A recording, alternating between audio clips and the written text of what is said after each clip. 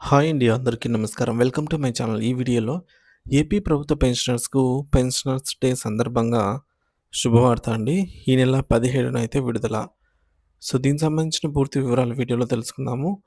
Video అయితే ఎక్కడ గాని స్కిప్ చేయకుండా ఎండ్ వరకు చూసేయండి. అప్పుడే ఇన్ఫర్మేషన్ పూర్తిగా అర్థమవుతుంది. అలాగే వీడియో చూస్తున్న ప్రతి ఒక్కరు వీడియోకి లైక్ చేయండి ఫ్రెండ్స్. ఈ వీడియోని తోటి పెన్షనర్ మిత్రులతో అయితే షేర్ చేయండి. కొత్తగా మన ఛానెల్‌ని చూస్తున్నవారు ఇంకా ఎవరైనా సబ్స్క్రైబ్ చేసుకున్నట్లయితే వెంటనే మన ఛానెల్‌ని సబ్స్క్రైబ్ చేసుకోండి. సో, దీని ద్వారా నేను చేసే లేటెస్ట్ వీడియోస్ అన్నీ మీ వరకు రీచ్ అవుతాయి. ఇక ఆలస్యం చేయకుండా వివరాల్లోకైతే వెళ్ళిపోదాము. ఫ్రెండ్స్, ఇక విషయానికొచ్చినట్లయితే జాతీయ పెన్షనర్స్ డే సందర్భంగా డిసెంబర్ 17న కొన్ని శుభవార్తలైతే ఉన్నాయి.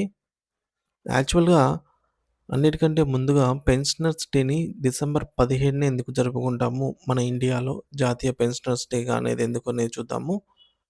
తర్వాత పెండింగ్ బిల్లుల విషయాన్ని కూడా తెలుసుకుందాము. ఇక జాతీయ పెన్షనర్ల దినోత్సవం హక్కుల సాధనలో ఒక చారిత్రక మైలురాయి. ముఖ్యంగా పెన్షన్ అనేది భిక్ష కాదు, హక్కు అని చాటిన నకారా కేసు ఒక స్మరణగా డిసెంబర్ 17వ తేదీ. సో, ఇది కేవలం ఒక తేదీ మాత్రమే కాదు. భారతదేశంలోని కోట్లాది మంది పెన్షనర్ల జీవితాలలో వెలుగులు నింపినటువంటి ఒక చారిత్రాత్మక దినం. 1982 డిసెంబర్ 15న DS Nakara versus union of India కేసులో భారత సర్వోన్నత న్యాయస్థానం ఇచ్చినటువంటి తీర్పు పెన్షన్ అనే పదానికి ఒక కొత్త నిర్వచనాన్ని, పెన్షనర్లకు అసాధారణమైనటువంటి గౌరవాన్ని కూడా తెచ్చిపెట్టడం జరిగిందనమాట. మరి చట్టబద్ధమైన హక్కును అయితే కల్పించింది. ఈ చారిత్రాత్మక దినాన్ని పురస్కరించుకొని దేశంలో ఈ యావత్ పెన్షనర్లకు కూడా జాతీయ పెన్షన్ల దినోత్సవం అయితే జరుపుకుంటూ ఉన్నామనమాట. మనకి మరి కొద్ది రోజుల్లో డిసెంబర్ 17 అంటే ఇంకో 4 రోజుల్లో అయితే పెన్షనర్స్ డే వస్తుందనమాట. మరి పెన్షన్ అనే పదానికి అర్థం మార్చినటువంటి తీర్పు ఇది.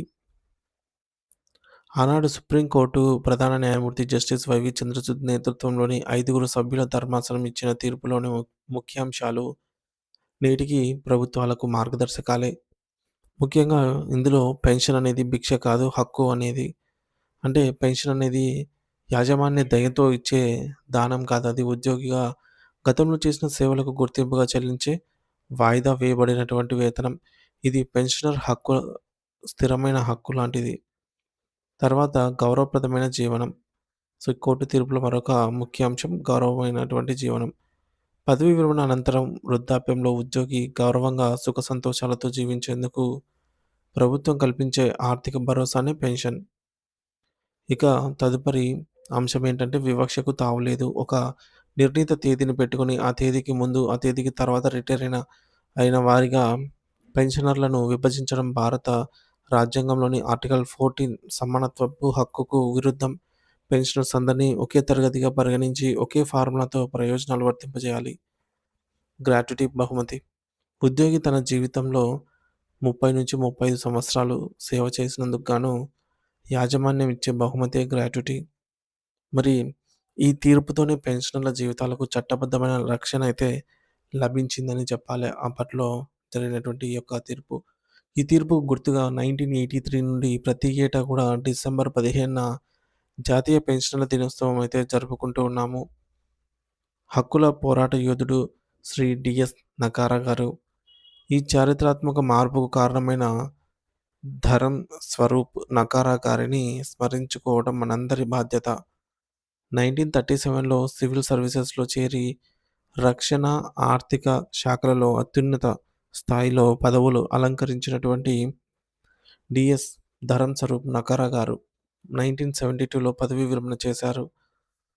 మరి ఆనాడు ప్రభుత్వాలు పెన్షన్ చెల్లింపులలో చూపిస్తున్నటువంటి వివక్షను, అరాకొర పెన్షన్‌తో పెన్షనర్లు పడుతున్న ఇబ్బందులను చూసి చలించిపోయారు. 1979 నాటి ప్రభుత్వ ఉత్తర్వులు పెన్షన్ ప్రయోజనాలను ఒక తేదీతో ముడిపెట్టడాన్ని ఆయన తీవ్రంగా వ్యతిరేకించారు. కొందరు పెన్షనర్లతో కలిసి సుప్రీం కోర్టు తలుపు తట్టి మరి లక్షలాది మంది జీవితాల్లో ఆశాజ్యోతిగా అయితే నిలిచారు. సో, మరి ఈ విధంగా పెన్షన్ అనేది పరిక్రమణ పరిణామ క్రమం చెందింది. సో, పోరాటాల ఫలంగా అయితే వచ్చింది. సో, ప్రపంచంలో మొట్టమొదట 1989లో సారీ ఫ్రెండ్స్ 1889లో Germany chancellor Otto von Bismarck గారు పెన్షన్ విధానాన్నయితే ప్రవేశపెట్టారు. అలాగే భారతదేశంలో 1891లో 1871లో పెన్షన్ చట్టంతో ఇది రూపుదిద్దుకుంది.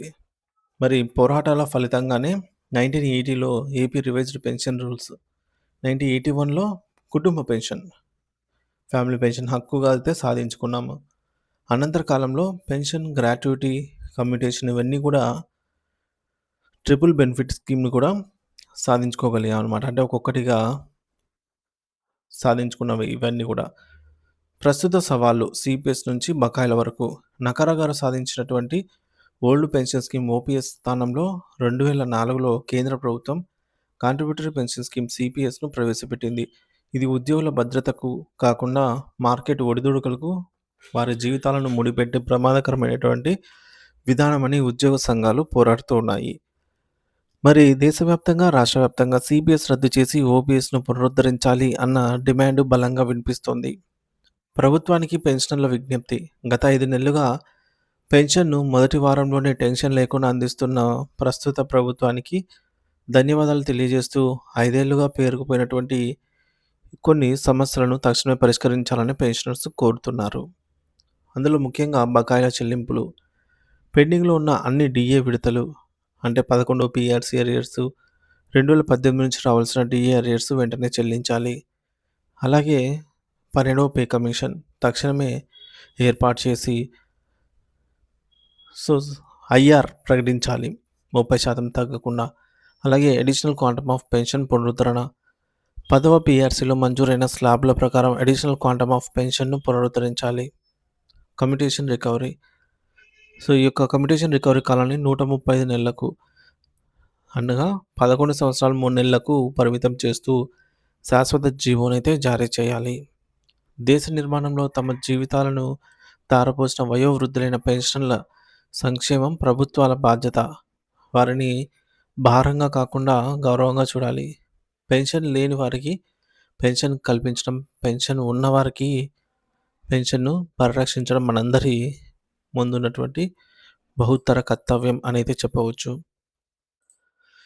మరి ఈ విధంగా మనం ఇదివరకు చెప్పుకున్నట్టుగా పెన్షన్‌లకు సంబంధించి ఈ యొక్క పెన్షనర్స్ డే సందర్భంగా కమ్యుటేషన్ రికవరీ కాలం తగ్గింపు లేదంటే అడిషనల్ క్వాంటమ్ ఆఫ్ పెన్షన్‌ను ఏదైతే 70 ఏళ్ళు దాటిన వారికి 10%, 75 ఏళ్ళు దాటిన వారికి 15% తిరిగి పునరుద్ధరించడము, 12వ పే కమిషన్ నియమించడము, అలాగే బకాయిల చెల్లింపుల గురించి అప్డేట్ అయితే రానుందనమాట పెన్షనర్స్ డే సందర్భంగా.